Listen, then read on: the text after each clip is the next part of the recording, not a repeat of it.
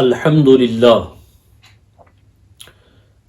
لله حمد الشاكرين والصلاة والسلام على سيدنا ومولانا محمد طب القلوب ودوائها وعافية الأبدان وشفائها ونور الأبصار وضيائها صلاة المحبين المتبعين وعلى آلہ وصحبہ ومن تبعہ بإحسان إلى يوم الدین اما بعد فاعوذ باللہ من الشیطان الرجیم بسم اللہ الرحمن الرحیم ان اللہ وملائکتہ یصلون علی النبی یا ایہا الذین آمنوا صلوا علیہ وسلموا تسلیما اللهم صل على سيدنا ومولانا محمد معدن الجود والكرم وآله الكرام وابنه الكريم وأمته الكريمة وصحبه وبارك وسلم.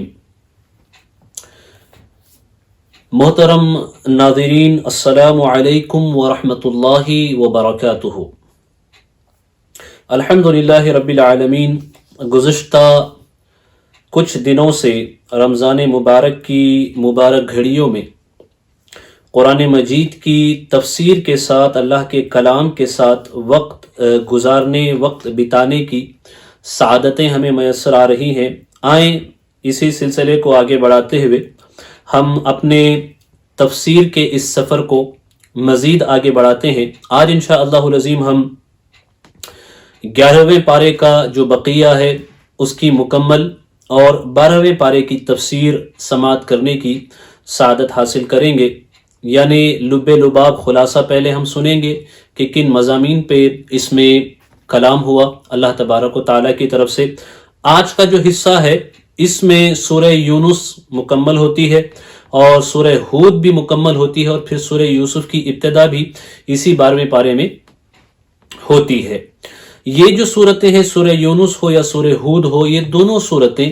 ان دونوں صورتوں کے مضامین کافی ملتے جلتے ہیں اور ایک دوسرے سے کافی مماثلت رکھتے ہیں. اگر آپ سورہ یونس کا آپ مطالعہ کریں گے تو اس میں حضرت یونس علیہ السلام کے حوالے سے تو تفصیل کے ساتھ کلام نہیں ہوا، لیکن اس قریے کا ذکر کیا گیا جو ایک یونیک ویلیج تھا. انبیاء سابقین میں سے یہ قریہ ایک یونیک قریہ تھا، ایک یونیک ویلیج تھا جس کے ساتھ جو معاملہ پیش آیا وہ بھی بہت مختلف ہے. تو اس قریے، اس بستی کا ذکر کیا گیا جو کہ حضرت یونس علیہ السلام کی بستی تھی. اس مناسبت سے اس عظیم سورہ کا نام سورہ یونس رکھا گیا اور سورہ یونس کے نام سے اسے یاد کیا جاتا ہے. اگر آپ اس صورت کو دیکھیں گے تو اس صورت کی ابتدا جو ہے حروف مقطعات سے ہوتی ہے، اور اس کے بعد ابتدا ہی میں اللہ تبارک و تعالی خبر دیتا ہے کہ لوگوں کو کیا اس بات پہ تعجب ہے کہ اللہ نے ان کی طرف اپنی طرف سے ایک ڈر سنانے والا بھیجا، تو وہ اسے جادوگر کہتے ہیں. اس طرح یہ صورت کا آغاز ہوتا ہے، اور صورت کے پہلے ہی رکوع کے اندر آپ دیکھیں تو وہاں اللہ تبارک و تعالی زمین و آسمان کی تخلیق پر بھی کلام فرماتا ہے، اور ساتھ ہی ساتھ اللہ تبارک و تعالی کی قدرت کی جو نشانیاں ہیں ان نشانیوں پر. چونکہ یہ پوری صورت، اگر سورہ یونس آپ پڑھیں گے تو پوری صورت تقریباً اللہ تبارک و تعالی کی قدرت کی نشانیوں پر کلام کرتی ہے. اس صورت کا کوئی ایسا رکوع نہیں ہوگا جس میں اللہ نے اپنی کسی نہ کسی نشانی کا ذکر نہ فرمایا ہو، سائنس آف نیچر کا ذکر نہ فرمایا ہو. خصوصی طور پہ آپ دیکھیں تو اللہ تبارک و تعالیٰ نے انسانی فطرت کے حوالے سے اس میں کلام فرمایا. انسان کی فطرت کیا ہوتی ہے، ہیومن سائیکالوجی کیا ہے، اس کے حوالے سے یہ صورت کلام کرتی ہوئی نظر آتی ہے. اور اس میں اللہ تبارک و تعالیٰ نے چاند و سورج کی تخلیق کے حوالے سے اور اس کے مقصد کے حوالے سے کلام فرمایا کہ اللہ نے چاند و سورج بنایا کیوں اور اس تخلیق کا مقصد کیا ہے. اصل مقصد جو ہے اس کی طرف اشارہ کیا گیا تاکہ لوگوں کو وقت کا تعین کرنے میں اس سے مدد حاصل ہو. لہذا فائنل کال جو ہے چاہے وہ مہینے کے شروع ہونے کا ہو، مہینے کے ختم ہونے کا ہو، یہ چاند سے ہی متعلق ہے، اور یہ اللہ تبارک و تعالیٰ نے یہاں پہ اس کی خبر دی۔ زمین و آسمان کی تخلیق اور دن و رات کے اختلاف کے حوالے سے اللہ نے بیان فرمایا کہ دن و رات کا مختلف ہونا یہ بھی اللہ تبارک و تعالیٰ کی علامت ہے، یہ بھی اللہ تبارک و تعالیٰ کی نشانی ہے۔ پھر اناج اگنے کے حوالے سے کس طریقے سے آسمان سے اللہ پانی برساتا ہے، تو اس پانی سے بنجر زمین ہی کیوں نہ ہو، خشک زمین ہی کیوں نہ ہو، پھر وہاں سے سبزہ اگنے لگتا ہے، اس میں زندگی کے آثار نمودار ہوتے ہیں۔ اس کا ذکر بھی اللہ تبارک و تعالیٰ نے اس صورت میں بیان فرمایا۔ اس طرح کی نشانیوں کو بیان کرتے کرتے آخر میں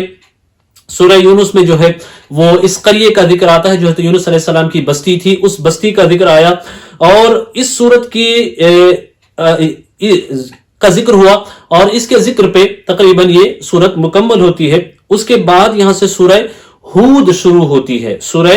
ہود شروع ہوتی ہے۔ اس صورت کی ابتدا میں اللہ تبارک و تعالیٰ نے رزق کا ذکر فرمایا کہ رزق جو ہے چاہے کوئی بھی جاندار ہو، ہر جاندار کا رزق جو ہے وہ اللہ تبارک و تعالیٰ کے ذمہ ہے۔ بندے کو اس حوالے سے پریشان ہونے کی ضرورت نہیں ہے، اللہ نے ہر ایک کا ذکر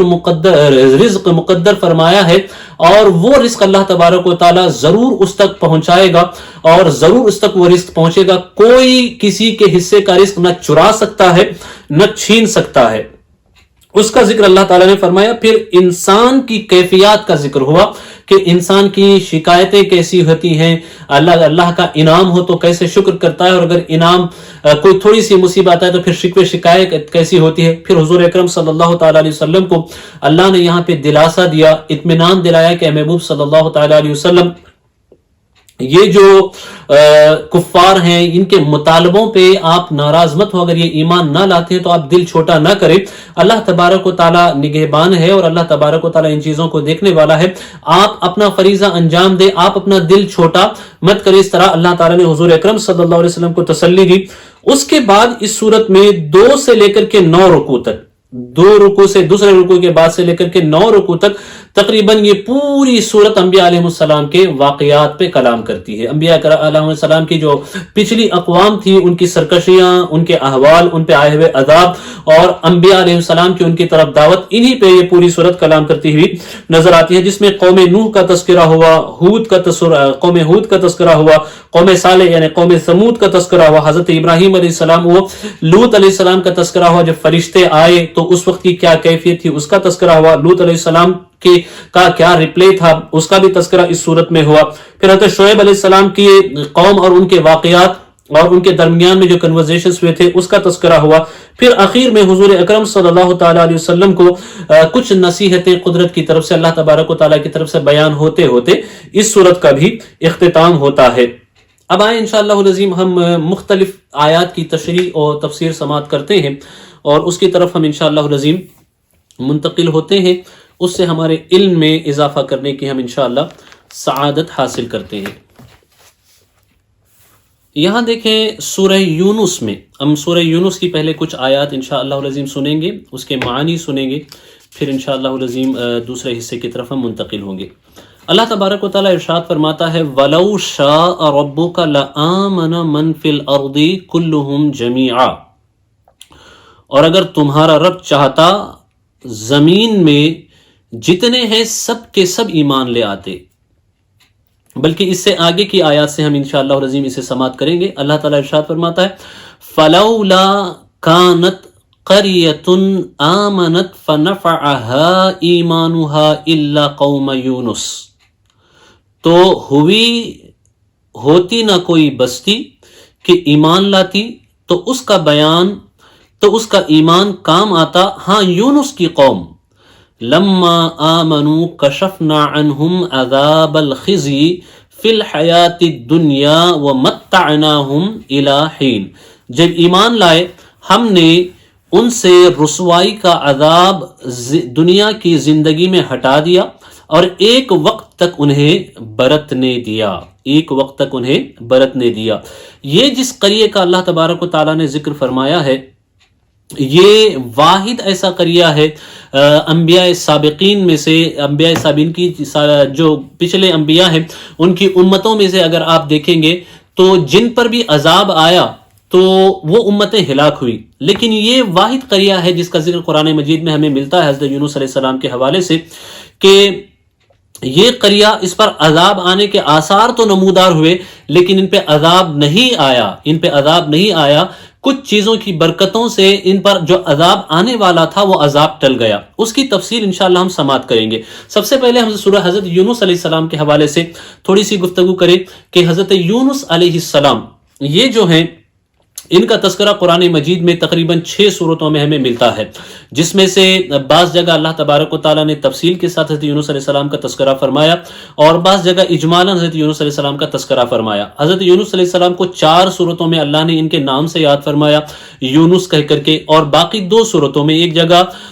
ذنون کہہ کر کے یاد فرمایا اور ایک جگہ صاحب الحوت کہہ کر کے، مچھلی والا کہہ کر کے حضرت یونس علیہ السلام کا ذکر کیا گیا. تو حضرت یونس علیہ السلام کا جو قصہ ہے یہ اگر قرآنی آیات کی روشنی میں اگر ہم دیکھنا چاہیں تو ہمیں سمجھ میں آتا ہے سورہ صافات کے اندر اللہ تبارک و تعالیٰ نے حضرت یونس علیہ السلام کا قصہ بیان فرمایا. یہ سورۃ الانبیاء کے اندر بھی ان کا تذکرہ ہوتا ہے اور یہاں آپ کی جو بستی تھی، جس بستی میں آپ ہوتے تھے، وہ تذکرہ ملتا ہے. حضرت یونس علیہ السلام جو ہے ان کے والد کا نام متھا ہے، جیسا کہ احادیث مبارکہ کے اندر یہ بات وارد ہے. حدیث میں صریح الفاظ یہ موجود ہیں کہ حضرت یونس کے والد جو تھے یہ متا تھے، اور یہی صحیح قول ہے. بہت سارے لوگ اسے حضرت یونس کی والدہ کا نام بتاتے ہیں، یہ قول درست نہیں ہے چونکہ ان کے پاس اس طرح کہنے کے لیے کوئی دلیل نہیں ہے، جبکہ حدیث پاک میں صراحت کے ساتھ حضرت یونس علیہ السلام کے والد کا نام متا بتایا گیا ہے. تو صحیح یہی ہے. اور بہت ساری جو کتب سابقہ ہیں، توریت وغیرہ جو آج کل موجود ہیں، اگرچہ وہ محرف ہیں، ان میں بھی جو روایتیں ملتی ہیں وہ یہی بتاتی ہیں، اگرچہ اس میں پروننسیشن اس کا کچھ الگ ہوتا ہے چونکہ وہ عبرانی سے ٹرانسلیٹ کی ہوئی ہے تو اس کا پروننسیشن کچھ الگ ہوتا ہے. بہرکیف حضرت یونس علیہ السلام کا جو وقت ہے اس وقت کے حوالے سے امام آلوسی نے کلام فرمایا ہے، علامہ ابن حجر عسقلانی نے اس پہ کلام فرمایا ہے کہ یہ کس دور میں تھے، یہ کس وقت تھے. ان کے وقت کا تعین اگر ہم کرنا چاہیں تو ان کا وقت جو ہے اس کے حوالے سے صحیح رائے جو معلوم ہوتی ہے جسے امام ابن حجر عسقلانی نے ذکر فرمایا ہے وہ یہ ہے کہ ایران میں جب طوائف الملوکی کا دور پھیلا، انارکی کا دور پھیلا، اس دور میں حضرت یونس علیہ السلام تشریف لائے تھے. تو یہ ایران کی تاریخ کے حوالے سے قبل مسیح، بیفور دا برتھ آف عیسیٰ علیہ السلام، اس سے پہلے جو ایران کی تاریخ ہے اس پہ مورخین جب کلام کرتے ہیں تو 3 چیزوں کا ذکر کرتے ہیں، 3 خاص پیریڈز کا، خاص ادوار کا ذکر کرتے ہیں. پہلا دور تو وہ ہے جب سکندر اعظم نے ایران کو فتح کیا، تو یہ ایران کا زرین دور مانا جاتا ہے، عروج کا دور مانا جاتا ہے. اس کے بعد کا جو سیکنڈ دور ہے، سیکنڈ وقت جو شروع ہوتا ہے، اس میں ایران کے اندر طوائف الملوکی پھیل گئی تھی، یعنی کوئی بادشاہت نہیں تھی، کوئی پراپر حکومت نہیں تھی، کسی کا پراپر ہولڈ نہیں تھا، انارکی پھیلی ہوئی تھی، طوائف الملوکی پھیلی ہوئی تھی. یہی وہ ٹائم تھا جس میں حضرت یونس علیہ السلام کی آمد ہوئی. اور روایتیں ہمیں یہ بتاتی ہیں کہ حضرت یونس علیہ السلام کی آمد بنی اسرائیل ہی میں ہوئی تھی اور آپ کا زمانہ اور حضرت حزقبیل علیہ السلام کا زمانہ یہ قریب زمانہ تھا. اور روایتیں یہ بھی بتاتی ہیں، بعض روایتیں، کہ یہ ایک دوسرے کے معاصر تھے. تو اس کے بعد جو ہے یہ جو سیکنڈ دور تھا ایران میں، اسی دور میں یونس علیہ السلام کی آمد ہوئی. اور جو تیسرا دور بتاتے ہیں مورخین وہ ساسانی دور حکومت ہے، اور اس دور میں آپ کی آمد نہیں بلکہ اس دور سے پہلے یعنی درمیانی دور تھا، اس دور میں آپ کی آمد ہوئی ہے. مورخین نے اس کی طرف اشارہ فرمایا ہے. اور جو لوگ یہ کہتے ہیں کہ حضرت یونس علیہ السلام 2 الگ الگ بستیوں کی طرف بھیجے گئے تھے، اس کی بھی کوئی واضح دلیل موجود نہیں ہے، بلکہ صحیح قول یہی ہے کہ حضرت یونس علیہ السلام ایک ہی بستی کی طرف، یعنی ایک ہی قوم کی طرف، ایک ہی خطے کی طرف، مخصوص خطے کی طرف وہ بھیجے گئے تھے. اور حضرت یونس علیہ السلام کے اعلان نبوت کا بھی جو وقت بتایا گیا ہے وہ جوانی کے وقت ہی آپ نے اپنی نبوت کا اعلان فرمایا تھا بحکم الہی. آپ اپنی قوم میں دعوت دیتے رہے. یہ دراصل بستی تھی، یہ قوم نینوا جو ہے، یہ موصل، عراق کا جو شہر ہے موصل آج کل، نینوا وہاں کی بستی ہوا کرتی تھی. تو وہاں پہ یہ بستی تھی جس قریے کا ذکر اللہ تبارک و تعالیٰ نے یہاں پہ فرمایا ہے، وہ نینوا تھی ماضی میں، گزشتہ زمانوں میں. تو اس جگہ جو ہے یہ قوم بستی تھی. حضرت یونس علیہ السلام ان کو دعوت دیتے لیکن حضرت یونس علیہ السلام کی بات ماننے کے لیے تیار نہیں، اور یہ مانتے ہی نہیں تھے حضرت یونس علیہ السلام کی بات. ایک دن حضرت یونس علیہ السلام کافی دل برداشتہ ہو کر یہ وہاں سے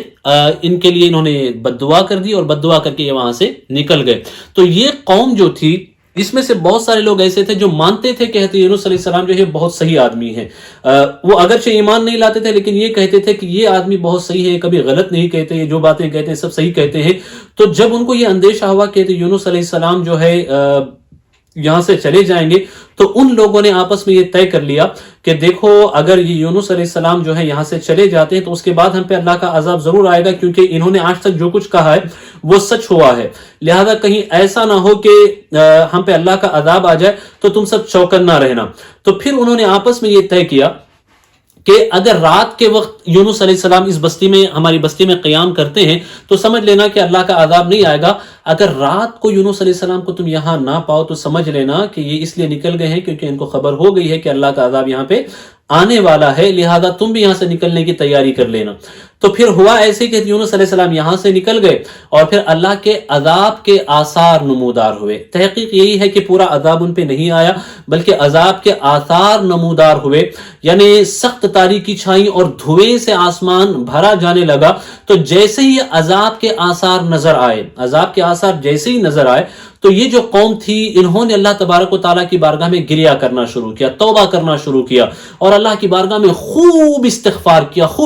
کیا کہ یا اللہ ہمیں معاف فرما دے، ہم سے خطائیں ہو گئی، ہم سے غلطیاں ہو گئی، یا اللہ ہمیں معاف فرما دے۔ اور پھر انہوں نے جو مال انہوں نے ایک دوسرے کا لوٹا ہوا تھا اسے واپس کر دیا اور خاص کر اپنے آپ کو اللہ کی یاد میں، اللہ کے ذکر میں مشغول کر لیا۔ تو پھر جو عذاب ان پہ آنے والا تھا اس کے آثار نمودار ہو گئے تھے، اللہ نے اس عذاب کو روک لیا، استغفار کی برکت سے اللہ نے ان پہ عذاب کو روک لیا۔ تو اس کا ذکر اللہ تعالیٰ فرماتا ہے کہ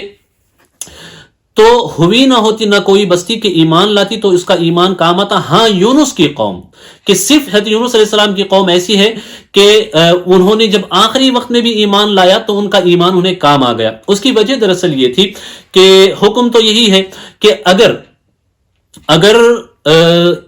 ایمان جو ہے موت کے وقت لایا جائے تو وہ ایمان مؤثر نہیں ہوتا، جیسا کہ فرعون نے بھی آخری وقت میں ایمان لایا تھا لیکن اس وقت اسے یقین ہو گیا تھا کہ اللہ کے سوا کوئی معبود نہیں ہے، وہ کہنا چاہتا تھا۔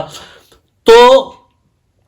ان کا ایمان کیوں مؤثر ہو گیا کہ انہوں نے ایمان لایا تو وہ ہو گیا اور فرعون نے لایا تو نہیں ہوا؟ اس کی توجیہ مفسرین نے یہ بیان فرمائی ہے کہ فرعون نے جو ایمان لایا تھا تو اس نے یہ دیکھ لیا تھا کہ اب میرا کوئی یہاں سے بچنے کا ٹھکانہ نہیں ہے، کوئی ایسا چارہ نہیں ہے، تو اس وقت بہت ہی آخری سٹیج میں جا کر کے اس نے اللہ کو ماننے کا خیال آپ نے دیا، اللہ کو ماننے کا اس نے سوچا اور اللہ تبارک و تعالیٰ کی وجود کا اس نے اقرار کیا۔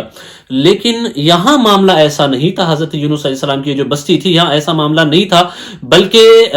جب ایسے ہی آثار ابھی شروع ہی ہو رہے تھے تو اسی وقت ان لوگوں نے استغفار کر لیا، چونکہ اللہ ہمیشہ یہ چاہتا ہے کہ اللہ کے بندوں پہ عذاب نہ آئے۔ اللہ بہت رحیم ہے، اللہ بہت رؤوف ہے، اللہ بندوں پہ رحم فرماتا ہے۔ تو دوسری بستیاں جو تھی جب عذاب کے آثار ان کے قریب آئے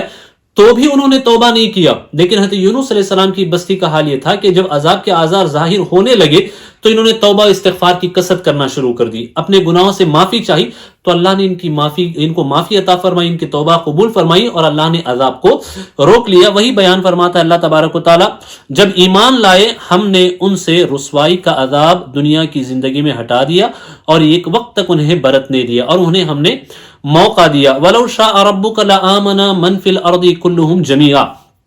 اور اگر تمہارا رب چاہتا تو زمین میں جتنے ہیں سب کے سب ایمان لے آتے، زمین میں جتنے ہیں سب کے سب ایمان لے آتے۔ أَفَأَنْتَ تُكْرِهُ النَّاسَ حَتَّى يَكُونُوا مُؤْمِنِينَ، تو کیا تم لوگوں کو زبردستی کرو گے کہ یہاں تک کہ مسلمان ہو جائیں؟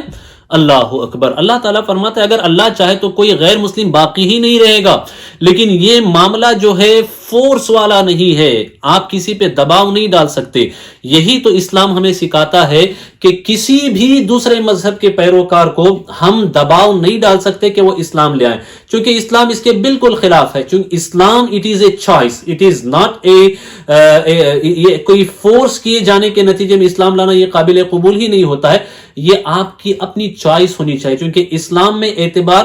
تصدیق قلب کا ہوتا ہے دل سے ماننا، اپنے دل سے اپنی خوشی سے آپ ایمان لے آئیں تو وہی ایمان قابل قبول ہوتا ہے، اور زبردستی کرنے کا نہ ہمیں حکم ہے اور نہ ہی یہ اسلامی شریعت کے حساب سے درست ہے کہ کسی کو زبردستی اسلام میں لایا جائے یا کسی کو زبردستی مسلمان بنایا جائے. جیسے کہ اللہ تبارک و تعالیٰ نے سورۃ البقرہ کے اندر بھی اس کو بیان فرمایا، لا اکراہ فی الدین، کہ دین میں کوئی زبردستی نہیں ہے، بس حق کو واضح کر دیں کہ یہ صحیح ہے یہ غلط ہے، اور صحیح کو تسلیم جو کرے گا اس کی عاقبت اچھی ہوگی، اور جو باطل کے پیچھے چلے گا وہ اس کا انجام بھگتے گا. تو اللہ فرماتا ہے وَمَا كَانَ لِنَفْسٍ أَن تُؤْمِنَ إِلَّا بِإِذْنِ اللَّهِ وَيَجْعَلُ الرِّجْسَ عَلَى الَّذِينَ لَا يَعْقِلُونَ، اور کسی جان کی قدرت نہیں کہ ایمان لے آئے مگر اللہ کے حکم سے، یعنی اللہ جنہیں توفیق دے گا انہی کے دل کھلتے ہیں اور کشادہ ہوتے ہیں، وہ حق کو تسلیم کرتے ہیں اور اللہ کی وحدانیت کو اور نبیوں کی نبوت اور رسالت کو بھی تسلیم کرتے ہیں. اور عذاب ان پر ڈالتا ہے جنہیں عقل نہیں. جنہیں عقل نہیں سے مراد وہ نہیں جو لوگ مینٹلی انفٹ ہے، نہیں، بلکہ جو عقل رکھتے ہوئے بھی اس کو نہیں ماننا چاہتے، ان لوگوں پہ اللہ تبارک و تعالیٰ کا عذاب آتا ہے. اب یہاں دیکھیں حضرت یونس علیہ السلام کا جو واقعہ ہے یہاں اس کی طرف صرف اشارہ ہوا. سورہ صافات کے اندر اور سورہ انبیاء کے اندر اس کی طرف قدر تفصیل ہے، صافات میں زیادہ تفصیل ہے. تو بیان اس طریقے سے ہوا کہ جب حضرت یونس علیہ السلام اس قریے کو بددعا دے کر کے نکل گئے تو آپ ایک کشتی پہ سوار ہوئے. جب آپ کشتی پہ سوار ہوئے تو درمیان میں جب پہنچے تو وہ کشتی جو ہے طغیانی کا شکار ہو گئی. کشتی میں جو لوگ تھے اس وقت لوگوں کا یہ خیال ہوتا تھا کہ اگر کوئی غلام اپنے آقا سے بھاگ گیا ہو، چھڑا کر کے بھاگ گیا ہو، یعنی اپنے آقا کی حق تلفی کر کر کے بھاگ گیا ہو، تو ایسی صورت میں وہ جہاں جس کسی کشتی پہ ہوتا تھا وہ کشتی ڈوب جاتی تھی. اس طریقے سے اس وقت کے لوگوں کا ماننا تھا. تو جب طغیانی ایسی شروع ہوئی تو لوگوں نے یہ کہا کہ شاید ایسا لگتا ہے کہ ہماری اس کشتی کے اندر اس وقت کوئی نہ کوئی ایسا غلام ہے جو اپنے آقا سے دوڑ کر کے اور پیچھا چھڑا کے بھاگنے کے لیے وہ نکلا ہوا ہے، اور اسی وجہ سے شاید کشتی میں یہ طغیانی ہے. وہ عام آدمی کی بات کر رہے تھے، لیکن جب انہوں نے یہ باتیں کی تو حضرت یونس علیہ السلام کشتی میں تھے اور آپ نے اس وقت اپنے ذہن میں سوچا اور آپ کو اپنے رب کا خیال آیا، اللہ تبارک و تعالیٰ کا خیال آیا. تب حضرت یونس علیہ السلام نے یہ کہا کہ میں ہی وہ غلام ہوں اور میرا آقا دنیا کی کوئی ذات نہیں ہے، بلکہ میرا آقا میرا پروردگار ہے، میرا مالک میرا پروردگار ہے. میں اس بستی کو چھوڑ کر کے نکل آیا، مجھے اس بستی میں رہنا تھا اور مجھے وہاں سے نکل کر کے آنا نہیں تھا. اس بات کا آپ نے احساس کیا تو لوگوں نے آپ کو یہ کہا کہ آپ تو اتنے نورانی نظر آتے ہیں، آپ کی ذات اتنی بابرکت نظر آتی ہے، آپ نہیں ہو سکتے، کوئی اور ہوگا. لیکن آپ نے کہا کہ نہیں ایسا ہی ہے. پھر روایتیں یہ بتاتی ہیں کہ آپ کے کہنے پر آپ کو کشتی سے ان لوگوں نے دریا میں ڈال دیا، اور چونکہ حضرت یونس علیہ السلام یہ چاہتے تھے کہ ان لوگوں کی ہلاکت نہ ہو، اسی وجہ سے آپ نے یہ بات ان کے سامنے رکھی. تو جب آپ دریا میں ڈالے گئے تو اس وقت اللہ نے ایک مچھلی کو حکم دیا کہ وہ آئے اور حضرت یونس علیہ السلام کو نگل جائے. اور اللہ تبارک و تعالیٰ کی قدرت دیکھیے کہ مچھلی آئی، بہت بڑی مچھلی آئی اور آ کر کے اس نے حضرت یونس علیہ السلام کو نگل لیا. اور جب مچھلی ان کو نگل گئی تو مچھلی کو یہ حکم ہوا کہ یہ تیری غذا نہیں ہے، یہ بس تجھے اللہ کی طرف سے حکم ہے کہ تو اللہ کے نبی کی حفاظت فرما، تو اللہ کے نبی کی حفاظت فرما، تیرا کام صرف ان کی حفاظت کرنا ہے. تو حضرت یونس علیہ السلام کو مچھلی نے اپنے شکم میں رکھا. ایک عرصے تک آپ مچھلی کے شکم میں رہے، اور پھر جب مچھلی کے شکم میں آپ رہے تو وہیں آپ نے اللہ تبارک و تعالیٰ کی بارگاہ میں تسبیح اور استغفار کی کثرت کی. پھر آپ نے لا الہ الا انت سبحانک انی کنت من الظالمین یہ ورد آپ نے کیا تو اللہ تبارک و تعالیٰ نے آپ کو مچھلی سے نجات دی اور آپ کو مچھلی کے پیٹ سے نکالا. مچھلی کو حکم ہوا کہ خشکی پہ جا کے حضرت یونس علیہ السلام کو اگل دے. تو مچھلی نے جب اگلا تو حضرت عبداللہ ابن مسعود فرماتے ہیں کہ مچھلی کے شکم میں رہنے کی وجہ سے آپ کا بدن، آپ کی جلد اتنی نرم ہو گئی تھی، جیسے پرندے کے بچے جب پیدا ہوتے ہیں تو کافی جلد ان کی نرم ہوتی ہے، ایسے جلد آپ کی نرم ہو گئی تھی. تو اللہ تبارک و تعالیٰ نے آپ کے لیے ایک بیل پیدا کی جس کو یقین کہہ کر کے قرآن میں ذکر کیا گیا، اور یہ جو ہے کدو کی بیل اللہ تبارک و تعالیٰ نے پیدا کی. اس کی مدد سے آپ نے اپنے لیے ایک جھوپڑا بنایا اور وہیں پہ آپ رہنے لگے. وقت گزرتا رہا اور پھر جب وہ بیل بڑی تو کیا ہوا، ایک دن کے کیڑے کو آپ نے دیکھا کہ وہ آیا اور وہ کیڑا آ کر کے اس نے اس بیل کی جو جڑ تھی اس جڑ کو اس نے کھا لیا، جس کی وجہ سے وہ بیل گر گئی اور آپ کی جھونپڑی بھی گر گئی۔ تو آپ کو کافی تکلیف ہوئی، کافی درد ہوا آپ کو۔ پھر آپ نے اللہ تبارک و تعالیٰ کی بارگاہ میں یہ معاملہ رکھا تو قدرت کی طرف سے آواز آئی کہ اے یونس، تمہیں ایک جھونپڑی کے گرنے پر اگر اتنی تکلیف ہو رہی ہے تو ذرا سوچو، جس قریے کو آپ چھوڑ کر کے آئے ہیں اس قریے میں 1,00,000 یا اس سے زائد، قرآن نے خود اس بات کا ذکر فرمایا کہ 1,00,000 سے زائد لوگ وہاں پہ بستے ہیں، اگر میں ان سارے گھروں کو تباہ کر دوں اور یہ ساری بستیوں کو میں تباہ کر دوں تو اللہ تبارک و تعالیٰ تو یہ نہیں چاہتا، میں تو نہیں چاہتا، کیونکہ میں اپنے بندوں پہ رؤوف و رحیم ہوں، میں اس بات کو نہیں چاہتا، میں اس بات کو پسند نہیں کرتا۔ تو آپ دیکھیں کہ یہاں اللہ نے یہ بتایا اور اس کے بعد اللہ تبارک و تعالیٰ نے حضرت یونس علیہ السلام کو دوبارہ اس بستی کی طرف جانے کا حکم دیا۔ تو وہ جو بستی تھی وہ حضرت یونس علیہ السلام کے انتظار میں تھی، وہ ایمان لا چکے تھے، حضرت یونس علیہ السلام کے وقت آنے کا انتظار کر رہے تھے۔ وہ آئے تو انہوں نے حضرت یونس علیہ السلام کی نبوت کو بھی تسلیم کیا، آپ کی باتیں مانی، اس پہ عمل کیا اور اس کی برکتیں انہیں حاصل ہوئی۔ یہ واقعہ ہے جو قرآنی آیات کی روشنی میں ہمیں سمجھ میں آتا ہے۔ اللہ تبارک و تعالی ہمیں صبر کی توفیق عطا فرمائے، اللہ تبارک و تعالی ہمیں واقعات سے عبرت حاصل کرنے کی توفیق عطا فرمائے۔ اب آئیں انشاءاللہ 12ویں پارے سورہ ہود کی طرف ہم منتقل ہوتے ہیں اور وہاں سے بھی کچھ آیات کو سن کر کے اپنے علم میں اضافہ کرنے کی ہم سعادت حاصل کرتے ہیں۔ 12ویں پارے کی ابتدا ہی میں اللہ تبارک و تعالی نے رزق کا ذکر فرمایا ہے، رزق کا تذکرہ فرمایا ہے، چنانچہ ارشاد ہوتا ہے وَمَا مِن دَابَّةٍ فِي الْأَرْضِ إِلَّا عَلَى اللَّهِ رِزْقُهَا وَيَعْلَمُ مُسْتَقَرَّهَا وَمُسْتَوْدَعَهَا كُلٌّ فِي كِتَابٍ مُبِينٍ۔ اور زمین پر چلنے والا کوئی ایسا نہیں جس کا رزق اللہ کے ذمہ کرم پر نہ ہو،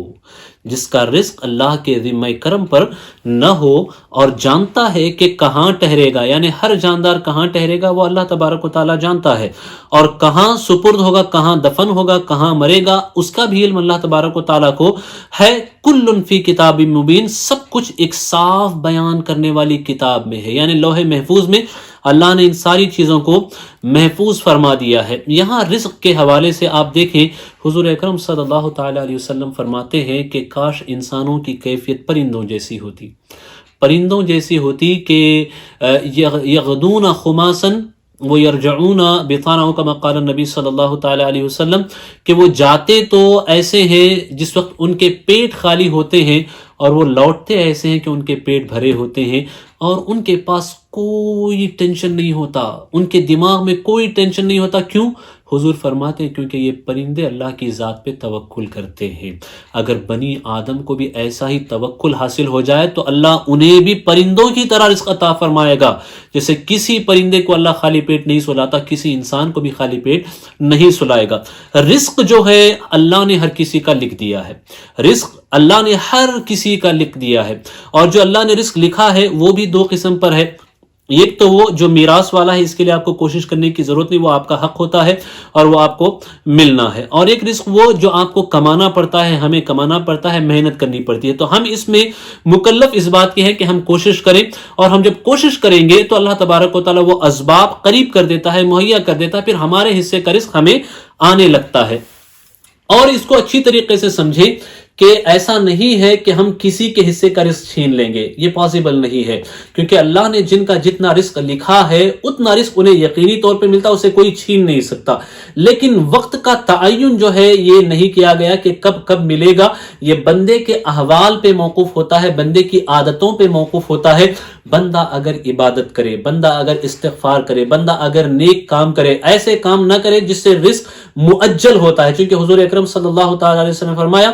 ان المعصیت تؤجل الرزق، او کما قال النبی صلی اللہ تعالیٰ علیہ وسلم، کہ معصیت، گناہ جو ہے یہ رزق کو روک دیتی ہے، یہ رزق کو روک دیتے ہیں، گناہ جو ہے وہ رزق کو روک دیتے ہیں۔ آپ کے حصے کا رزق ہے، لیکن اگر گناہ ہو رہے ہیں، گناہ کر رہے ہیں، تو اس گناہ کی بنیاد پہ وہ رزق مؤخر ہوتا جاتا ہے، مؤخر ہوتا جاتا ہے۔ اب آپ دیکھیں کہ جو چوری کوئی بندہ کرتا ہے تو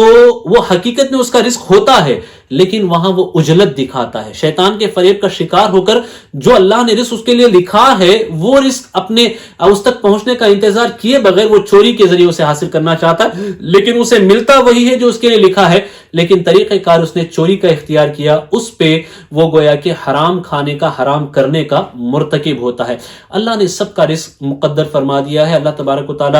دوسری جگہ ارشاد فرماتا ہے کہ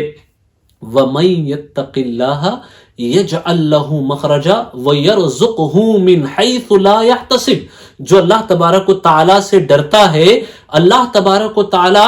اسے ایسی جگہ، اللہ اس کے لیے راہ بنا دیتا ہے، ہمیشہ اس کے لیے راہ نکال دیتا ہے، اور اللہ اسے ایسی جگہ سے رزق عطا فرماتا ہے جہاں اس کا گمان بھی نہیں جاتا، اور فرماتا ہے وَمَن يَتَوَكَّلْ عَلَى اللَّهِ فَهُوَ حَسْبُهُ، جو کوئی اللہ پہ بھروسہ کرے اللہ اس کے لیے کافی ہے۔ رزق کو آپ اگر دیکھیں تو جتنی جگہ اللہ تبارک و تعالیٰ نے رزق کا تذکرہ فرمایا وہ ساری نسبتیں اپنی ذات کی طرف فرمائی۔ ان اللہ هو الرزاق ذو القوة المتین، بے شک اللہ ہی ہے قوت والا جو رزق عطا فرماتا ہے، یعنی اللہ نے ہر جگہ رزق کو اپنی ذات کی طرف منسوب فرمایا، اور پھر فرماتا ہے واللہ یرزق من یشاء بغیر حساب، اللہ جسے چاہے بے حساب رزق عطا فرماتا ہے۔ آپ یہاں دیکھیں، دوسری صورتوں میں دیکھیں، جتنی جگہ اللہ نے رزق کا ذکر فرمایا ہے اللہ نے رزق کی نسبت اپنی طرف فرمائی۔ کیوں؟ کیونکہ حقیقت میں رزق دینے والا اللہ تبارک و تعالی ہے، اور ہر ایک کا رزق اللہ نے لکھ دیا ہے۔ جانوروں کا رزق اللہ نے لکھ دیا، چرند پرند کا رزق اللہ نے لکھ دیا۔ مجھے ایک بڑی ہی بہت اہم بات اس وقت یاد آ رہی ہے، جس وقت ہم بطور طالب علم جامعۃ الازہر کے اندر تعلیم حاصل کرتے تھے، اس وقت ہمارے تصوف کے ایک بہت بڑے استاد ہوتے تھے، انہوں نے ایک بات ہمیں بتائی، انہوں نے بتایا کہ سمندر میں ایک ایسی جگہ ہے کہ وہاں لال رنگ کے، سرخ رنگ کے اژدہے بستے ہیں، سرخ رنگ کے اژدہے بستے ہیں، اور وہ جو سرخ رنگ کے اژدہے بستے ہیں وہ ایک مخصوص علاقہ، ایک باؤنڈری ہے سمندر میں، اس جگہ ہی ان کا بسیرا ہوتا ہے۔ تو جہاں وہ اژدہے بستے ہیں وہاں کوئی اور جانور نہیں جاتا، وہاں کوئی اور جانور نہیں بستا۔ تو اب ان اژدہوں کے کھانے کے لیے وہاں کوئی چیز ظاہری طور پہ نظر نہیں آتی، لیکن فرماتے ہیں کہ اس سے کئی سو میل کی دوری پر ایک مخصوص قسم کی بڑی مچھلیاں پائی جاتی ہیں، بڑی مچھلیاں پائی جاتی ہیں، اور ان مچھلیوں کا حال یہ ہے کہ وہ جس علاقے میں پائی جاتی ہیں وہاں بچوں کو جنم نہیں دیتی، البتہ وہ بچوں کو جنم دینے کے لیے وہ پورا کئی سو میل کا سفر طے کر کے اس جگہ پہ جاتی ہیں جہاں وہ لال رنگ کے اژدہے بستے ہیں۔ اللہ اکبر! آپ دیکھیے وہ لال رنگ کے اژدہے جو بستے ہیں وہ وہاں جاتی ہیں، اور وہاں جا کر کے وہ اژدہوں کو وہ اپنے بچوں کو جنم دیتی ہے، اور پھر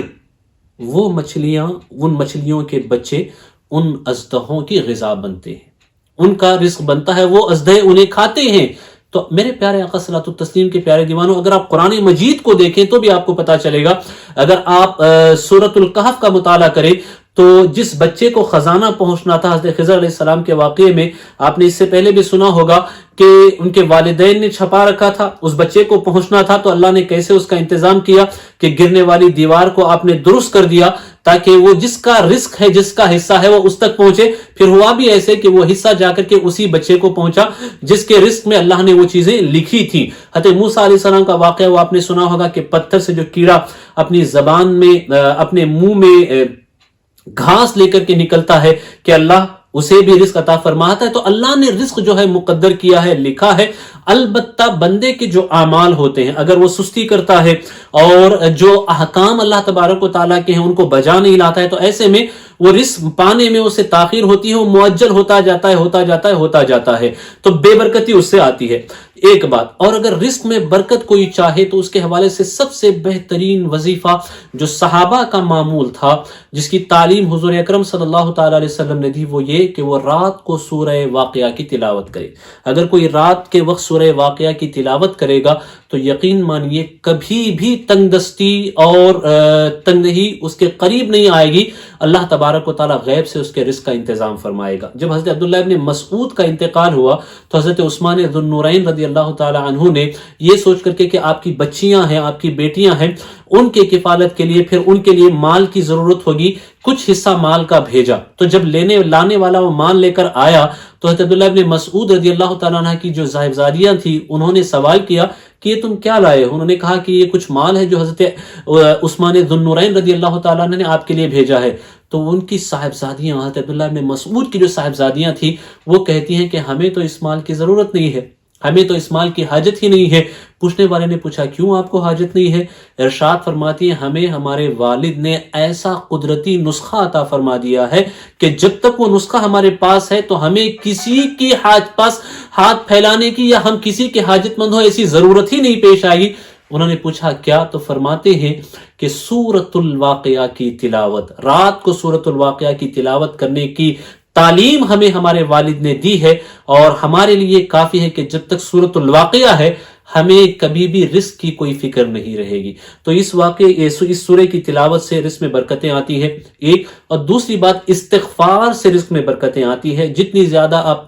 زیادہ آپ استغفار کریں گے، استغفار کی کثرت کریں گے، اتنا زیادہ رزق میں برکتیں آتی ہیں۔ اللہ تبارک و تعالی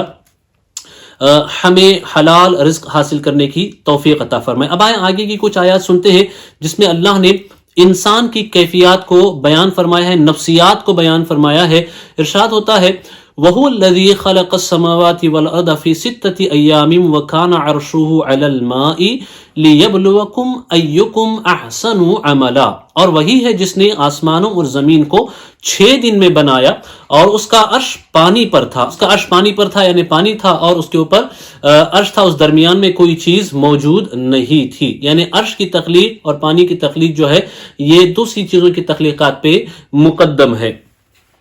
ایسا اس کا یہ مطلب نہیں ہے کہ عرش جو ہے پانی کے اوپر بچھا ہوا تھا، بلکہ یہ ہے کہ پانی اور عرش کے درمیان میں کوئی چیز حائل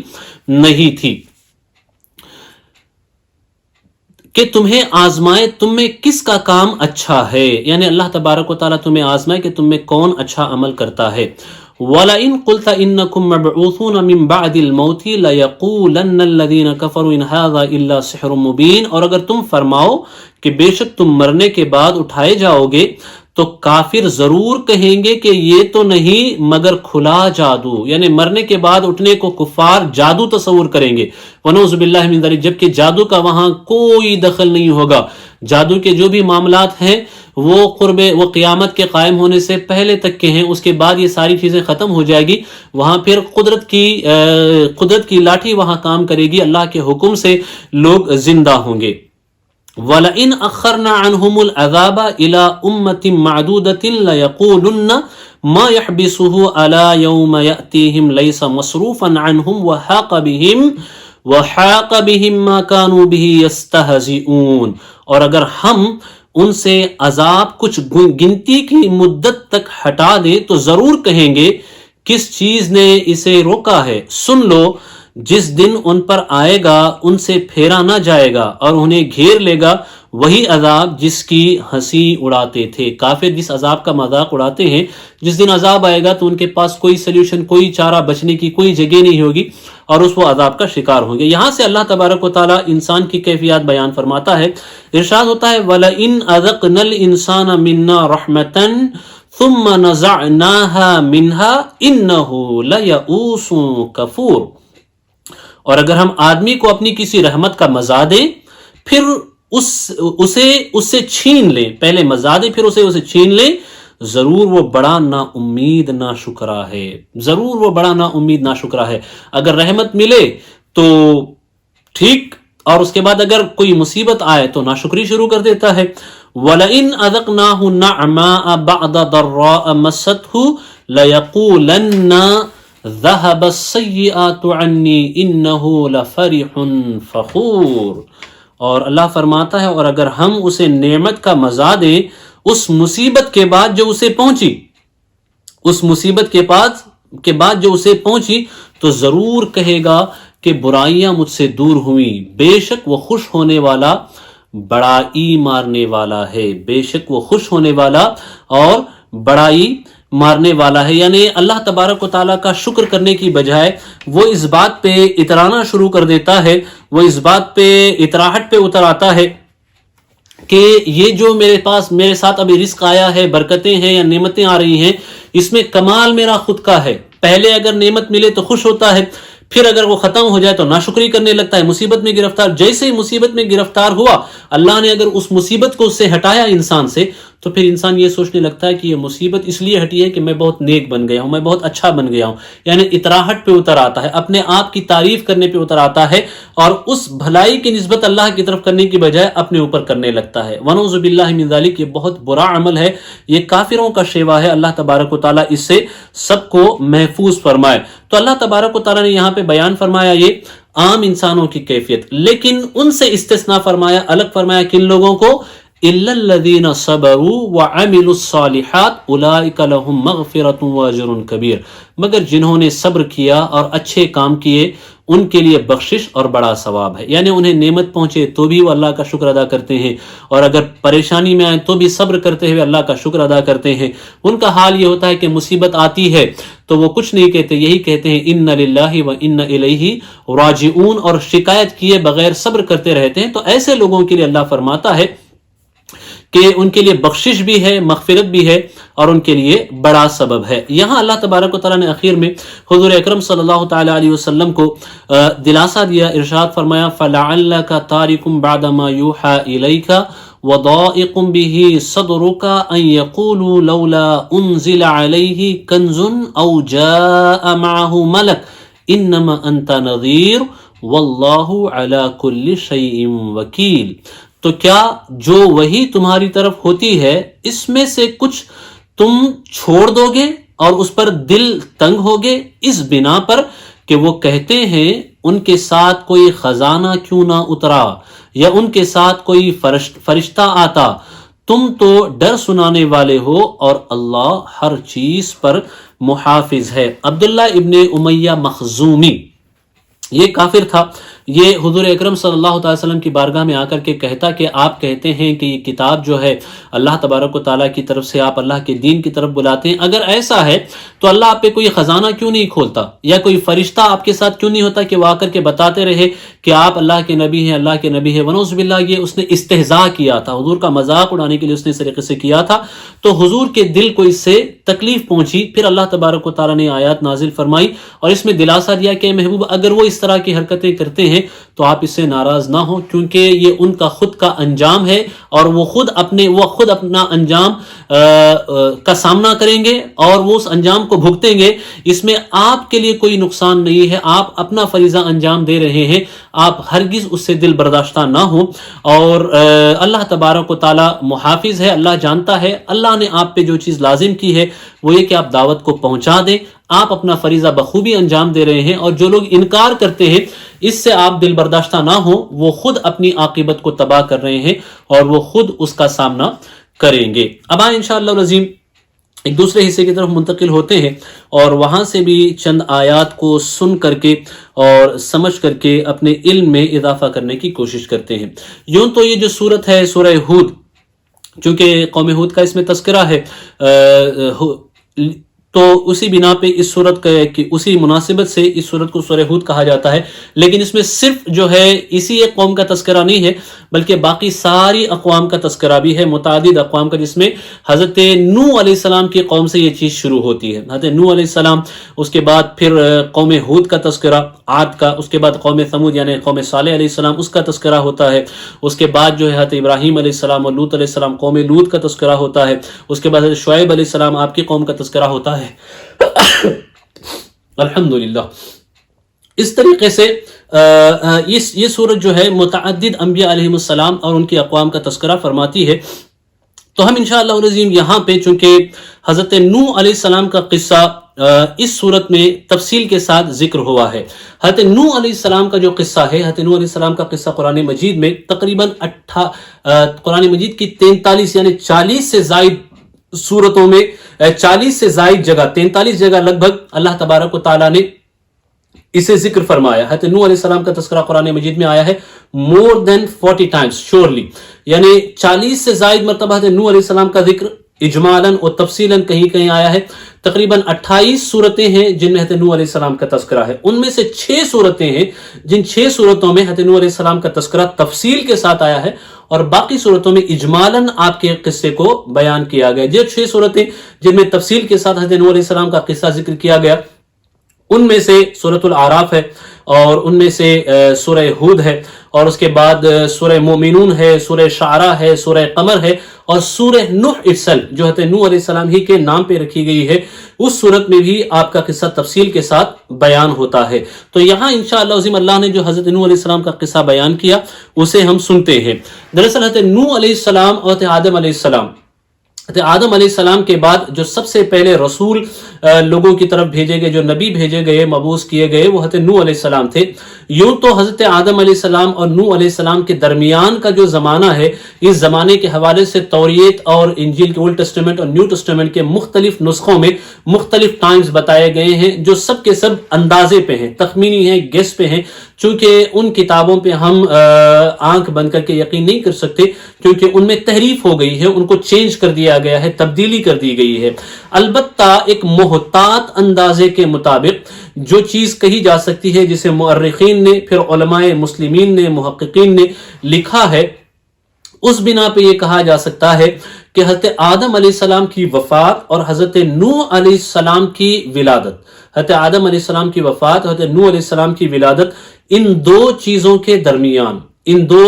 واقعات کے درمیان تقریباً 1000 سال سے زائد، 1000 سال سے زائد کا عرصہ ہے۔ یہ محتاط محققین کی رائے ہے جس پہ اعتماد کیا جا سکتا ہے، جنہوں نے مختلف تاریخی شواہد کو جمع کر کے یہ نتیجہ اخذ کیا ہے۔ یعنی حضرت آدم علیہ السلام کی وفات کے تقریباً 1000 سال سے زائد کا عرصہ گزر گیا، اس کے بعد حضرت نوح علیہ السلام کی ولادت ہوئی۔ جب حضرت نوح علیہ السلام کی ولادت ہوئی تو آپ کوئی بڑے یا متمول گھرانے میں آپ کی ولادت نہیں ہوئی، اور مالی اعتبار سے آپ کے پاس زیادہ پیسہ یا دولت، یہ ساری چیزیں نہیں تھی، تو آپ کی قوم جو تھی اس میں بہت سارے مالدار لوگ ہوا کرتے تھے، اور آپ کی قوم میں جو آپ پہ ایمان لائے، آپ نے تبلیغ کی، تقریباً آپ نے سینکڑوں سال، 100 سال آپ نے تبلیغ کی، لیکن اس تبلیغ کے نتیجے میں بھی ایک بہت ہی محدود کوانٹٹی، ایک بہت ہی محدود تعداد میں لوگ انہوں نے اسلام قبول کیا، جن کی تعداد جو ہے 100 پر بھی متجاوز نہیں تھی، اس سے بھی کم تھی۔ اتنے لوگوں نے اسلام قبول کیا۔ تو جو اسلام آپ پر لوگوں نے قبول کیا، ان میں زیادہ تر جو لوگ تھے وہ جو تھے یہ غریب لوگ تھے، غریب طبقے کے لوگ تھے۔ تو یہ جو مالدار طبقے کے لوگ ہوتے تھے وہ ان کو اراذل کہتے تھے، یا بادی رائے کہتے تھے، جن کی کوئی اپنی رائے نہیں ہوتی ہے، اوپینین ان کی نہیں ہوتی ہے، بلکہ وہ آپ کی باتیں سن کر، ونعوذ باللہ، ان کا یہ کہنا تھا کہ نوح علیہ السلام کو کہتے یہ تو آپ کی باتیں سن کر آپ کی بات مان لیتے ہیں، ہم نہیں مانیں گے چونکہ ہم تو صاحب رائے ہیں۔ یہ ان کی اطراحت تھی، ان کا تکبر تھا، ان کا غرور تھا، ان کا گھمنڈ تھا۔ اور پھر حضرت نوح علیہ السلام سے یہ کہتے کہ اگر آپ یہ چاہتے ہو کہ ہم آپ کی بات مانیں تو یہ جو لوگ ہیں ان کو اپنی طرف سے بھگا دیجئے، ان کو اپنے سے دور کر دیجئے، تو پھر ہم آپ کے قریب آئیں گے، آپ کی بات مانیں گے۔ تو حضرت نوح علیہ السلام فرماتے کہ ایسا ہرگز نہیں ہو سکتا، یہ وہ لوگ ہیں جنہوں نے اللہ کو ایک مانا ہے، ان کا مرتبہ اللہ کے یہاں تم سے کئی گنا بڑھ کر کے ہے، چاہے جو بھی ہو جائے، میں ان کو اپنے سے دور نہیں کروں گا۔ دعوت دیتے رہے، لیکن آپ کی دعوت کو یہ لوگ قبول نہیں کرتے تھے۔ تو اللہ تبارک و تعالیٰ کی بارگاہ میں آپ نے ہاتھ اٹھائے اور کہا کہ یا اللہ، میں جیسے جیسے ان کو دعوت دیتا ہوں، میں ان کو بلند آواز سے بھی بلاتا ہوں، ایک ایک کر کے بھی میں نے ان کو بلایا، تنہائی میں بھی میں نے دعوت دی، جمع کر کے بھی میں نے دعوت دی، اور آہستہ خفیہ آواز میں بھی میں نے ان کو بلایا، دن کے وقت، رات کے وقت، سفر، حضر، ہر طریقے سے اللہ میں نے ان کو دعوت دی، لیکن یہ میری بات ماننے کے لیے تیار نہیں ہے۔ دراصل یہ وہ قوم تھی جو حضرت آدم علیہ السلام کی وفات کے بعد آپ کی اولاد میں سے جو لوگ بہک گئے، تو پھر وہ ود، یسوع اور نصر، ان کی عبادتوں کے، ان کے پتلے انہوں نے بنا لیے، پھر ان کی عبادت میں وہ لگ گئے، بت پرستی وہ کرنے لگے، اس کا وہ شکار ہو گئے۔ تو اسی بت پرستی کا شکار تھے یہ حضرت نوح علیہ السلام کی یہ قوم تھی۔ تو ماننے کے لیے تیار نہیں ہوتے تھے۔ پھر آخر میں انہوں نے کہا کہ یا اللہ انی مغلوب فانتصر، یا اللہ میں اپنا جو کچھ کر سکتا تھا میں کر دیا، یا اللہ میری نصرت کرنے والا تو ہی ہے، ان کی زیادتیوں کا بدلہ لینے والا تو ہے۔ تو اللہ نے حضرت نوح علیہ السلام کو حکم دیا کہ اے نوح، آپ کو کیا کرنا ہے، اس کا تذکرہ یہاں پہ ہوتا ہے۔ اللہ تعالیٰ فرماتا ہے وَلَقَدْ أَرْسَلْنَا نُوحًا إِلَىٰ قَوْمِهِ إِنِّي لَكُمْ نَذِيرٌ مُّبِينٌ، اور بے شک ہم نے نوح کو اس کی قوم کی طرف بھیجا کہ میں تمہارے لیے صریح ڈر سنانے والا ہوں۔ اللہ تعبدوا الا اللہ انی اخاف علیکم عذاب یوم علیم، کہ اللہ کے سوا کسی کو نہ پوجو، بے شک میں تم پر ایک مصیبت والے دن کے عذاب سے ڈرتا ہوں. فقال الملأ الذين كفروا من قومه ما نراك الا بشرا مثلنا وما نراك اتبعك الا الذين هم اراذلنا بادي الرأي وما نرى لكم علينا من فضل بل نظنكم كاذبين. تو اس کی قوم کے سردار جو کافر ہوئے تھے بولے ہم تو تمہیں اپنے ہی جیسا آدمی دیکھتے ہیں اور ہم نہیں دیکھتے کہ تمہاری پیروی کسی نے کی ہو مگر ہمارے کمینوں نے سرسری نظر سے، اور ہم تم میں اپنے اوپر کوئی بڑائی نہیں پاتے بلکہ ہم تمہیں جھوٹا خیال کرتے ہیں. قال يا قوم أرأيتم إن كنت على بينة من ربي وآتاني رحمة من عنده فأميت عليكم. بولا حضرت نوح علیہ السلام نے فرمایا اے میری قوم بھلا بتاؤ تو اگر میں اپنے رب کی طرف سے روشن دلیل پر ہوں اور اس نے مجھے اپنے پاس سے رحمت بخشی تو تم اس سے اندھے رہے. أَنُلْزِمُكُمُوهَا وَأَنْتُمْ لَهَا كَارِهُونَ. کیا ہم اسے تمہارے گلے چپیٹ دیں اور تم بیزار ہو. وَيَا قَوْمِ لَا أَسْأَلُكُمْ عَلَيْهِ مَالًا. اور اے قوم میں تم سے کچھ اس پر مال نہیں مانگتا، دعوت کے بدلے میں مجھے کوئی مال نہیں چاہیے. ان اجریہ الا علی اللہ وما انا بطارد الذین آمنوا انہم ملاقو ربہم ولکنی اراکم قوما تجہلون. میرا اجر تو اللہ ہی پر ہے اور میں مسلمانوں کو دور کرنے والا نہیں، بے شک وہ اپنے رب سے ملنے والے ہیں لیکن میں تم کو نرے جاہل لوگ پاتا ہوں. وَيَا قَوْمِ مَن يَنصُرُنِي مِنَ اللَّهِ إِن طَرَدتُّهُمْ أَفَلَا تَذَكَّرُونَ. اور اے قوم، اے لوگوں، مجھے اللہ سے کون بچا لے گا اگر میں انہیں دور کروں گا تو کیا تمہیں دھیان نہیں؟ جب وہ یہ کہتے کہ ان مسلمانوں کو دور کر دیں تو آپ کہتے یہ اللہ کے قریب ہے، میں اگر انہیں اللہ سے دور، ان سے اپنے سے دور کر دوں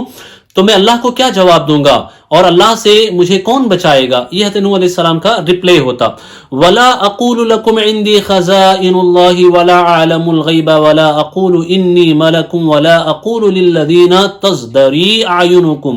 تَزْدَرِي أَعْيُنُكُمْ لَن يُؤْتِيَهُمُ اللَّهُ خَيْرًا اللَّهُ أَعْلَمُ بِمَا فِي أَنفُسِهِمْ إِنِّي إِذًا لَّمِنَ الظَّالِمِينَ. اور میں تم سے نہیں کہتا کہ میرے پاس اللہ کے خزانے ہیں اور نہ یہ کہ میں غیب جان لیتا ہوں یعنی بغیر اللہ کے بتائے، اور نہ یہ کہتا ہوں کہ میں فرشتہ ہوں، اور میں انہیں نہیں کہتا جن کو تمہاری نگاہیں حقیر سمجھتی ہیں کہ ہرگز انہیں اللہ کوئی بھلائی نہ دے گا. اللہ خوب جانتا ہے جو ان کے دلوں میں ہے، ایسا کروں ایسا کروں تو ضرور میں ظالموں میں سے ہوں. یعنی اگر میں تمہاری بات مان لوں گا تو یہ ظلم ہوگا اور میں ایسا کرنے والا نہیں ہوں. قالوا یا نوح قد جادلتنا فاکثرت جدالنا فاتنا بما تعدنا ان كنت من الصادقین. تو اتنی سرکش وہ قوم تھی، انہوں نے نوح علیہ السلام سے کہا کہ آپ ایسا لگتا ہے کہ اب ہم سے آپ آرگیومنٹ کرنے لگے ہیں. ونعوذ باللہ من ذلک. بولے اے نوح تم ہم سے جھگڑے اور بہت ہی جھگڑے، تو لے آؤ جس کا ہمیں وعدہ دے رہے ہو اگر سچے ہو.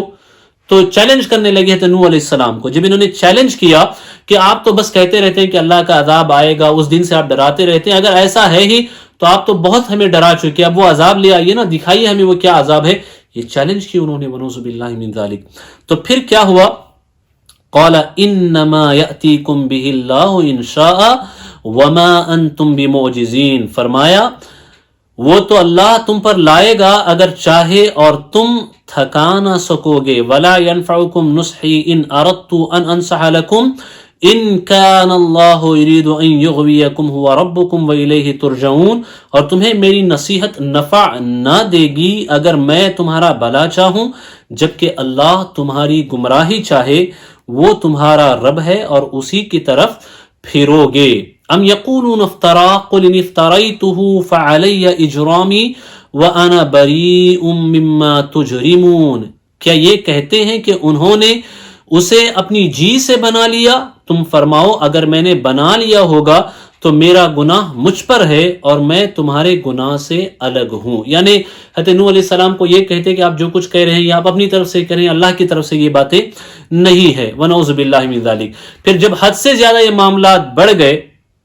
تو پھر اللہ نے حضرت نوح علیہ السلام کو خبر دی اور اللہ نے فرمایا وَأُوحِيَ إِلَى نُوحٍ أَنَّهُ لَن يُؤْمِنَ مِن قَوْمِكَ إِلَّا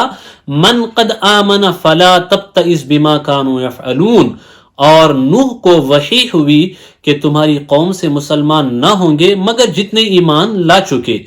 تو غم نہ کھا اس پر جو وہ کرتے ہیں۔ اے نوح علیہ السلام، اب جتنے لوگ ایمان لا چکے ہیں آپ کی دعوت سے، اب یہ لوگ ایمان نہیں لانے والے، ان کے بعد جتنے لوگ ایمان لا چکے یہی فائنل تعداد ہے، اب یہ جو مزید بچے ایمان نہیں لائیں گے تو آپ غم زدہ نہ ہو، اللہ نے یہ دلاسا دیا۔ پھر اللہ نے آپ کو حکم دیا کہ اب اللہ تبارک و تعالیٰ کا عذاب آئے گا، اللہ کا عذاب اب آئے گا، تو اللہ نے آپ کو حکم دی کہ آپ اب کشتی بناؤ۔ تو اللہ فرماتا ہے وَاصْنَعِ الْفُلْكَ بِأَعْيُنِنَا وَوَحْيِنَا وَلَا تُخَاطِبْنِي فِي الَّذِينَ ظَلَمُوا إِنَّهُمْ مُغْرَقُونَ، اور کشتی بنا ہمارے سامنے اور ہمارے حکم سے، اور ظالموں کے بارے میں مجھ سے بات نہ کرنا، وہ ضرور ڈبوئے جائیں گے۔ حضرت نوح علیہ السلام کی جو فیملی تھی، خاندان کے جو افراد تھے، ان میں سے بھی بہت سارے حضرت نوح علیہ السلام کی تکذیب کرتے تھے، آپ کی بات نہیں مانتے تھے، تو اللہ نے فرمایا کہ وہ بھی ظالم ہے اور وہ بھی ڈبائے جائیں گے۔ اللہ نے حکم دیا کہ کشتی بناؤ، یعنی اللہ نے آپ کو بتایا کہ کس طریقے سے کشتی بنا ہے، اور قدرت کی نگرانی میں یہ کشتی بننی شروع ہوئی، کیونکہ یہ کشتی وہ کشتی تھی جس نے اس کائنات کے سب سے بڑے طوفان کا سامنا کیا، سب سے بڑے طوفان کا سامنا کیا، وہ طوفان جس نے کچھ نہیں بچایا، جس نے سب کچھ غرق کر دیا سوائے اس کشتی کے، اس کشتی کے علاوہ کچھ بھی نہیں بچا، اتنا بڑا طوفان آنے والا تھا۔ تو اللہ نے نوح علیہ السلام کو وحی کے ذریعے سے بتایا کہ کشتی کیسی کیسی ہونی چاہیے اور کیسا کیسا اس کو بنایا جانا چاہیے، تاکہ آپ اس طوفان کے وقت اس طوفان سے محفوظ رہیں۔ وَيَصْنَعُ الْفُلْكَ وَكُلَّمَا مَرَّ عَلَيْهِ مَلَأٌ مِّن قَوْمِهِ سَخِرُوا مِنْهُ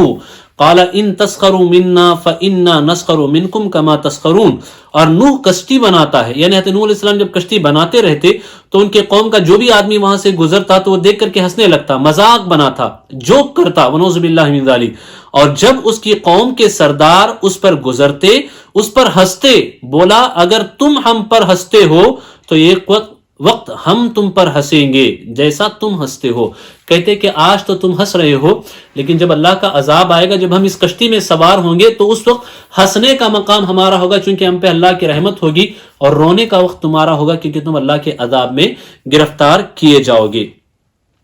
فَسَوْفَ تَعْلَمُونَ مَن يَأْتِيهِ عَذَابٌ يُخْزِيهِ وَيَحِلُّ عَلَيْهِ عَذَابٌ مُقِيمٌ، تو اب جان جاؤ گے کس پر آتا ہے وہ عذاب کہ اسے رسوا کرے، اور اترتا ہے وہ عذاب جو ہمیشہ رہے۔ یعنی طوفان کا عذاب تو یہ ہے کہ تم یہاں سے ہلاک ہو جاؤ گے، اور یہاں سے ہلاک ہو جانے کے بعد جب تم جاؤ گے دوسری دنیا یعنی آخرت میں، وہ عذاب تو تمہارے لیے ہمیشہ کا عذاب ہے۔ حتی اذا جاء امرنا وفارت التنور قل نحمل فيها من كل زوجين اثنين واهلك الا من سبق عليه القول ومن آمن وما آمن معه الا قلیل، یہاں تک کہ جب ہمارا حکم آیا اور تنور ابلا، ہم نے فرمایا کشتی میں سوار کر لے ہر جنس میں سے ایک جوڑا نر و مادہ، اور جن پر بات پڑ چکی ہے ان کے سوا اپنے گھر والوں اور باقی مسلمانوں کو، اور اس کے ساتھ مسلمان نہ تھے مگر تھوڑے۔ اب یہاں دیکھیں کہ اللہ تبارک و تعالیٰ نے نوح علیہ السلام کو کشتی بنانے کا حکم دیا۔ طوفان نوح آنے کی جو کیفیت بیان کی گئی ہے وہ یہ کہ پہلے حلقے سے ایک زمین سے جو ہے ایک چشمہ ابلنا شروع ہوا، تو جب یہ چشمہ ابلنا شروع ہوا تو اللہ کی طرف سے حکم حضرت نوح علیہ السلام کو کہ آپ جو ہے ہر جاندار میں سے ایک ایک جوڑا، اور جو لوگ آپ پہ ایمان لا چکے آپ کے خاندان والے اور جو دوسرے مسلمان، وہ سب ان کو اس کشتی میں سوار کریں، اور خاندان میں سے وہ لوگ جو ایمان نہیں لائے ان کو اپنے ساتھ آپ نہ لیں۔ تو حضرت نوح علیہ السلام نے ایسے ہی کیا۔ آگے کا بیان ہوتا ہے اور وقال اركبوا فيها بسم الله مجريها ومرساها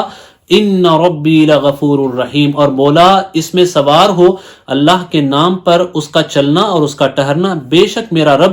ضرور بخشنے والا مہربان ہے۔ حضرت نوح علیہ السلام کا جو طوفان تھا، یہ طوفان اتنا شدید تھا روایتوں میں آتا ہے کہ پہلے تو زمین سے ہلکا ہلکا پانی ابلنا شروع ہوا، اس کے بعد پھر اللہ نے آسمان کو حکم دیا کہ وہ بھی برسے، ادھر سے آسمان برسنا شروع ہوا، اور اس کے بعد زمین کے جتنے چشمے تھے اللہ نے سارے چشموں کو حکم دیا کہ وہ چشمے کھل جائیں، اور پانی ابلنے لگا، اور دیکھتے ہی دیکھتے کیا بستیاں، کیا انسان، کیا پہاڑ کہ سب کے سب سوائے کشتی ہے نوح اور جو لوگ اس میں سوار تھے سب کے سب ڈوب کر کے اس میں ہلاک ہو گئے۔ طوفان نوح کے حوالے سے دو اقوال ملتے ہیں کہ ایک علماء و مفسرین کی جماعت ایک یہ کہتی ہے کہ یہ طوفان جو تھا ایک مخصوص بستی ہی کی طرف تھا، مخصوص بستی کی طرف تھا، وہ بستی یا وہ علاقہ جہاں پہ آدم علیہ السلام کے بعد چونکہ ابھی آبادی اتنی پھیلی نہیں تھی، پاپولیشن اتنی گرو نہیں ہوئی تھی، اتنی زیادہ پھیلی نہیں تھی، تو وہ آبادی جو تھی ان علاقوں میں جہاں نوح علیہ السلام اپنی دعوت کا فریضہ انجام دیتے تھے تو اسی علاقے تک یہ طوفان محدود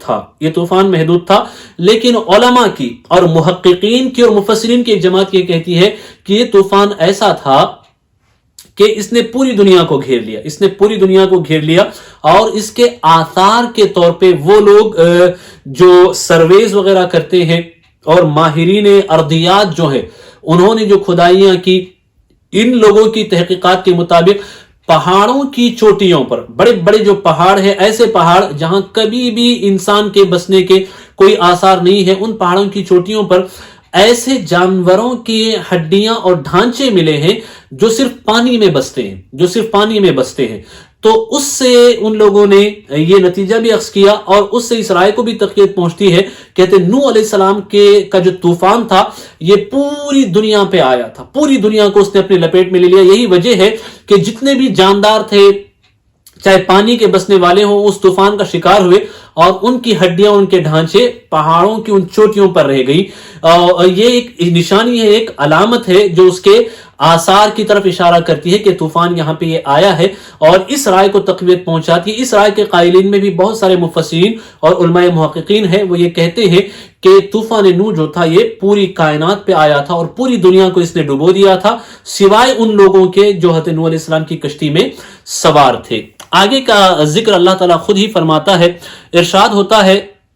وَهِيَ تَجْرِي بِهِمْ فِي مَوْجٍ كَالْجِبَالِ، وہ کشتی کی کیفیت اور وہ انہیں لیے جا رہی ہے ایسی موجوں میں جیسے پہاڑ۔ وَنَادَى نُوحٌ ابْنَهُ وَكَانَ فِي مَعْزِلٍ يَا بُنَيَّ ارْكَبْ مَعَنَا وَلَا تَكُن مَعَ الْكَافِرِينَ۔ اللہ اکبر۔ حضرت نوح علیہ السلام کا جو لڑکا تھا یہ ابھی نو عمر تھا، تو حضرت نوح علیہ السلام نے اس خیال سے کہ اس پہ کفر کے ابھی وہ اثرات نہیں ہوئے ہیں، ممکن ہے کہ یہ نیک لوگوں کی صحبت پا کر کے اچھا ہو جائے، ایمان لے آئے، تو آپ نے اس خواہش کے تحت اسے ندا دی کہ وہ آئے اور آ کر کے کشتی میں سوار ہو جائے۔ اور نوح اپنے بیٹے کو پکارا اور وہ اس سے کنارے پر تھا، کشتی ایک کنارے پر تھی اور وہ دوسرے کنارے پر تھا۔ اے میرے بچے ہمارے ساتھ سوار ہو جا اور کافروں کے ساتھ نہ ہو۔ جب نوح علیہ السلام نے یہ کہا تو وہ ونعوذ باللہ من ذالک، اللہ تبارک و تعالی کے علم میں یہ بات تھی کہ یہ کافر ہے اور یہ ہلاک ہوگا، تو لہذا اس نے اس کا اظہار کیا، کہا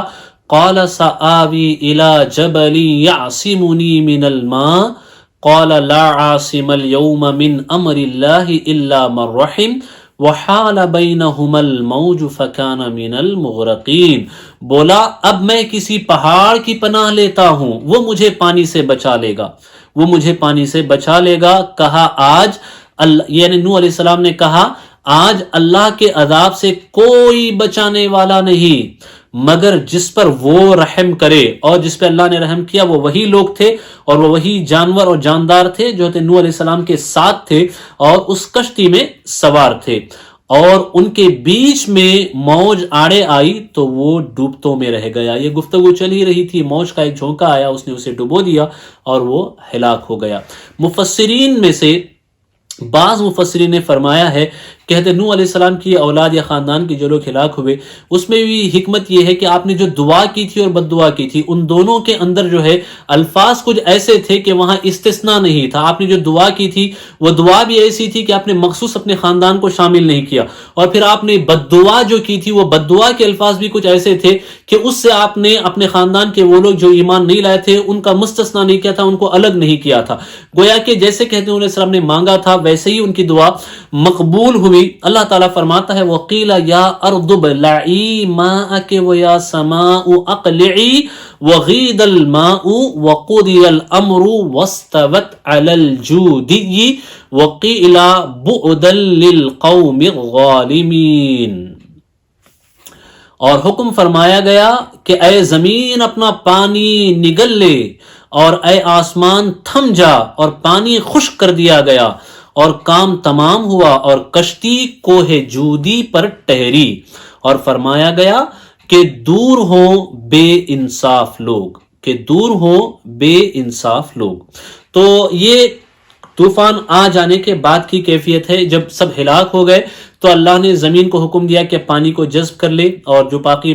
آسمان کو حکم ہوا کہ رک جائے، اور جو پانی تھا اسے بھی حکم ہوا کہ وہ خشک ہو جائے، تو پھر خشک ہوا. اور وہ حضرت نوح علیہ السلام کی جو کشتی تھی وہ جودی پہاڑ پر جا کر ٹک گئی. جودی پہاڑ کے حوالے سے مورخین یہ کہتے ہیں کہ دراصل یہ وہ جگہ ہے دریائے دجلہ اور فرات، نہر فرات اور دجلہ، ان دونوں کے درمیان کا جو علاقہ ہے، دیار بکر سے لے کر کے عراق تک کا علاقہ، دیار بکر سے عراق تک کا علاقہ، اس خطے کے درمیان میں کہیں یہ جودی پہاڑ ہے، اور اسی جودی پہاڑ پر آ کر کے یہ کشتی رک گئی. وَنَادَى نُوحٌ رَبَّهُ فَقَالَ رَبِّ إِنَّ ابْنِي مِنْ أَهْلِي وَإِنَّ وَعْدَكَ الْحَقُّ وَأَنْتَ أَحْكَمُ الْحَاكِمِينَ. اور نوح نے اپنے رب کو پکارا، عرض کی اے میرے رب، میرا بیٹا بھی تو میرا گھر والا ہے.